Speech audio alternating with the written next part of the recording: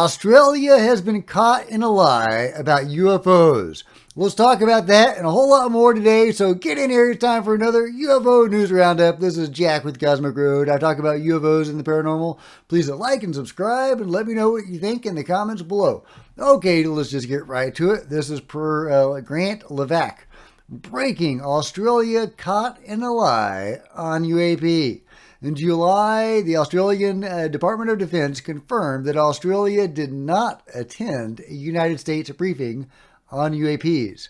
Today, Australian DoD confirmed that a defense representative in Washington, D.C. attended the Five Eyes Forum on UAP. Question: did the Australian Department of Defense receive an invitation from the U.S. All-Domain Anomaly Resolution Office, AARO, to attend the inaugural Five Eyes Forum on UAP in May 2023, led by the lovely Dr. Sean Kirkpatrick? Answer: yes. A defense rep at the Australian Embassy in Washington attended. I love it. So there you go. Australia is confirming they did indeed attend a Five Eyes Forum on UFOs, even though they claimed in July that they didn't. Another news, check this out. China's space plane has released multiple mystery objects in orbit. China's shadowy miniature space plane appears to have deployed at least 6 objects into orbit while conducting its latest mission, its third. The reusable space vehicle, which is understood to be broadly comparable to the U.S. Space Force's X-37B, clearly has military applications, although the exact nature of its payloads remains mysterious. Anyway, I'm not going to read the whole article, but I'll link to it below and you can read it at your leisure. But yeah, it appears that China's secret space plane, this guy right here, is releasing strange things, mysterious objects in orbit. We don't know what they are, but they are transmitting signals of some type. So I don't think this is UFO related, but it is mysterious objects in space. And yeah, again, we don't know what these objects are. Are they military? Are they spy satellites? Are they taking out our satellites? Or could they be UFO related? We just don't know, but let me know what you think in the comments below. In other news, a less mysterious object has just been debunked by Reddit, of course. The interesting orb video that I showed you the other day, just a day or two ago, has actually been debunked as an Amazon birthday balloon. And you know, at the time I commented on the numbers here that read 30, and I said that the texture might have looked like a balloon. Although I was, the movements looked weird. It didn't look like balloon movements, but some of that is the parallax view from the drone that was capturing it, apparently. And that's been pretty well shown by some channels. So this is what the birthday balloon looks like. You can see the yellow or gold letters over the 30. And then you can go and see that there are very similar looking letters over that 30. Yeah, it's even, you can see the one long word there and a short word there. Cheers to. Long word there, short word there. Probably reads cheers to. So I think that we can debunk this sighting as a UFO encounter. It's actually a birthday balloon, but because of the parallax view of the drone, it looked like an anomalous craft. But nope, just a balloon. In other debunking news, Timothy Alberino debunks the Sage Wall of Montana. This is interesting. I actually just did a video on that a week or two ago. This really intriguing looking structure that looks like it might be some sort of megalithic wall. Well, Timothy Alberino, God bless him, actually went there and he debunks it. He says once you go, it looks very compelling from the front, but once you go around the back, you can see that these blocks, or what look like blocks from the front, aren't actually blocks because they're, there's no fissure there, right? There's, you can see it better in the video, and I'll link to it below, and you can watch the full thing at your leisure. but these are not stone blocks that are carved out and cubes or anything like that. The cuts don't go all the way through them. So, yeah, we can debunk the Montana Sage Wall as a legitimate megalith, although it does look very compelling when you look at the front all along the front. I mean, you know, look at that. You can see why people who have, you know, even been there in person think that it may have been a megalithic wall, even though, you know, the Native Americans of the region didn't use megalithic construction. However, there are interesting megalithic ruins in America, most notably the stone chambers of New England.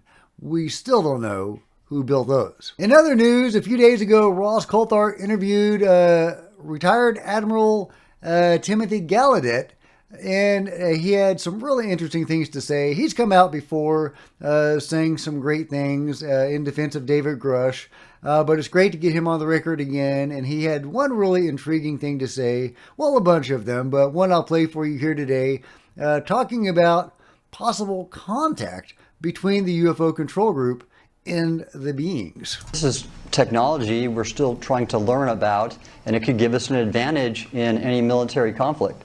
And so that's a good reason to not disclose the nature of the technology. We don't want to release and disclose all of the technology that we've recovered. However, I think it's about time that we do disclose that we are in contact with non-human intelligence. That's what needs to be put out there in the public. Yeah, I wish you would give us some details about the nature of that contact. I've talked many times about how the beings seem to be working with us, at least the control group, and we have probably been given some technology by them. And in exchange, or, you know, I assume this is the exchange, the control group helps them abduct people and do God knows what else. And they're also shooting at other UFOs. They're working with the occupants of some UFOs and shooting at the occupants of others, possibly involving humanity in some sort of cosmic conflict that we probably don't want to be in. Don't shoot at the UFOs, guys. At the very least, if you're going to shoot at UFOs, it needs to be the consensus of the race. You know, all nations, all peoples need to agree this is the right thing to do. It shouldn't be some, you know, rogue, illegal, you know, black budget programs making war on alien races on our behalf. They clearly need oversight, if not to be completely dismantled. Anyway, the Admiral doesn't give any insight into what the nature of this contact is. I'm not even sure if he's talking about that deep stuff or not, but it is certainly an intriguing comment and food for thought. Let me know what you think in the comments below. But forget about contact for the moment. We know the UFO control group has UFOs, right? So where are they keeping the UFOs? Well, in 2005, Richard Dolan identified 2 or 3 places where he believes UFOs might actually be stored.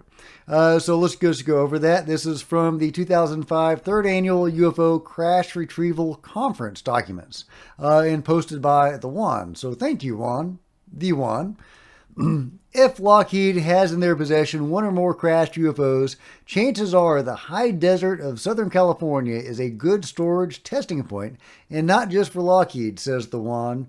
And this is from Richard Dolan. Near the towns of Rosamond, Palmdale, and Lancaster in California are 3 mysterious underground facilities operated as early as the 1980s by Northrop, Lockheed, and McDonnell Douglas. There have been many reports of strange flying objects in the vicinity of many shapes and sizes: spherical, triangular, elongated, boomerang, disc-shaped, small and large in size. Similar descriptions apply to the McDonnell Douglas facility located northeast of Llano, California, and the Lockheed installation just north of Helendale, California. The Lockheed facility in particular also has an obvious underground entrance. Okay, well, I guess we need to keep our eyes on California. Apparently that's where they're keeping some really interesting stuff. In other news, check this out. Mesopotamian bricks reveal the strength of Earth's ancient magnetic field. Ancient Mesopotamian bricks reveal the details of a curious strengthening of the Earth's magnetic field, according to a new study involving University College London researchers. Over a 500-year period beginning just over 3,000 years ago, traces of this perplexing strength have been discovered from China to the Atlantic Ocean, and they stand out more the closer they are to what is now Iraq. Until now, however, evidence from the region itself has been scarce and poorly dated. I'm not going to read the whole article here, but the pertinent section begins here. This told researchers that these bricks were fired at a time when the Earth's magnetic field was more than 1.5 times what it is today, during a period known as the Levantine Iron Age geometric anomaly. And I believe there is actually a time where, at a certain point, where it says the electromagnetic field was even stronger than that, like 2 times what it is today. Isn't that incredible? What does that mean? What difference would that make in the daily lives of the people living on Earth if the magnetic field were much more powerful than it is today? Let me know if you guys have any insight as to what that would look like. Last but not least, we have some insight into David Grush's op-ed article that he's supposed to be coming out with. The op-ed article in which he says he's going to reveal some interesting information that apparently he hasn't been allowed to say before. He's getting stuff cleared through Dopser, and he's going to be able to say more, hopefully soon, than he can right now. And hopefully we'll get some indication of what that is in the op-ed coming out soon. But when? When is David Grush's op-ed coming out? Well, Richard Boylan says the indication I have is that David Grush's further UFO disclosures op-ed article will appear in the Sunday, January 14th opinion section of the New York Times. So fingers crossed that's right, and I can't wait for January 14th. Let me know what you think about that and everything else covered today. Meanwhile, enjoy these people's skating on ice. This is just beautiful. Check that out. Yeah, but please give me a big thumbs up. I sure would appreciate it. Smash the subscribe button and the bell to be notified of future videos. You don't want to miss a thing. Join me on social media, Facebook, Twitter, Discord, links below. Buy a coffee mug or a t-shirt at the merch store. Really appreciate it. If you wanted to support Cosmic Road in an even bigger way, please consider becoming a channel member. Channel members get to see videos hours or even a day ahead of everybody else. Meanwhile, there are plenty of other videos on the channel, and I'll see you guys next time. This is Jack with Cosmic Road signing out.